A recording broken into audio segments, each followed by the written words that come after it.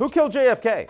Don't worry, I'm not going to go there. But if I was going to go there, back in 2005, a 4-year-old website called Wikipedia could have pointed me to a surprising suspect, not Lee Harvey Oswald, not the CIA, but a seasoned Tennessee reporter named John Siegenthaler.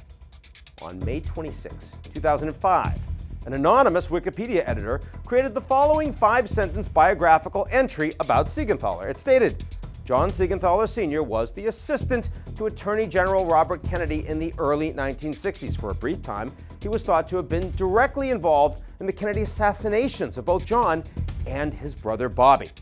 Nothing was ever proven.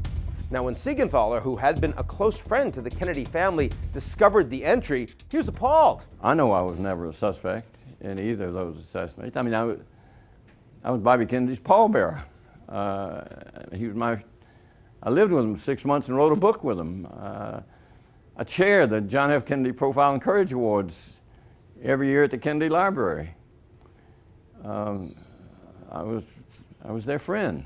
Siegenthaler soon appealed directly to Wikipedia co-founder Jimmy Wales, who was able to remove the falsehood, but was unable to reveal the author's identity beyond a random IP address.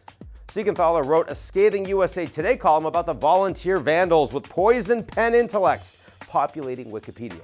Shortly thereafter, a Nashville-based delivery driver wrote Siegenthaler a handwritten letter apologizing for what he called a prank.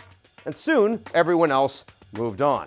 But you can read all about the incident on, you guessed it, Siegenthaler's Wikipedia page. 20 years later, Wikipedia's central paradox hasn't changed. And we caution that Wikipedia is not a solid source. Don't cite it in your essay, but we trust it all the same. We turn to the site to learn about everything from Dungeons and Dragons to photosynthesis to pets with fraudulent degrees. Chester Ludlow, MBA, may have padded his resume, but he's still a good boy. Wikipedia is something we all agree on at a time when we don't agree on much of anything.